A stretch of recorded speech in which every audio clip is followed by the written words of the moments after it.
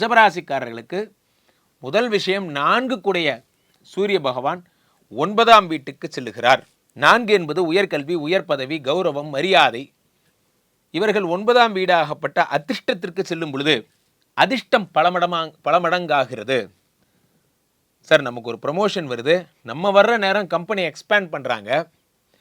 நியாயமாக இருந்திருந்தால் engineer, senior இன்ஜினியராக இருப்பீங்க, அவ்வளோதான். கம்பெனி புது பிளான்ட் போட்டு உங்களை பிளான்ட் ஹெட் ஆக்கிட்டாங்க.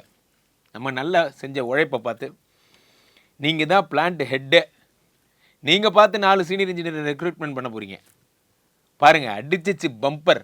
அதெல்லாம் உங்களுக்கு நடக்கும். 1 6 உச்சம் யார்? சுக்கிரன். அப்போ என்ன ஆகும்? வேலை கிடைக்காதவர்களுக்கெல்லாம் வேலை கிடைக்க போகிறது. உடல்நிலையில் மாற்றம் ஏற்பட போகிறது. சுக்கிர பகவான், சுக்கிரமூர்த்தி சுபமிகு ஈவாய் வக்கரமின்றி வரமிக தருள்வாய் வெள்ளி சுக்கிர வித்தகவேந்தே அள்ளி கொடுப்பாய் அடியார் கருளே. சுக்கிர பகவான் உச்சமாகும் பொழுது சுக்கிரன் வரங்களை அள்ளித் தருபவராக அறியப்படுகிறார்.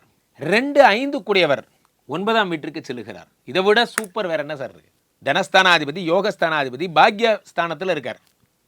எனக்கு காசு தர்றவர், எனக்கு வேலை தர்றவர் 2 பேரும் அதிர்ஷ்டத்தை தர்ற இடத்துக்கு போயிட்டாங்க அப்படின்னு சொல்கிற மாதிரி இருக்குது. பணமழையில் நனைய போகிறீங்க, அப்படி கொட்ட போகுது.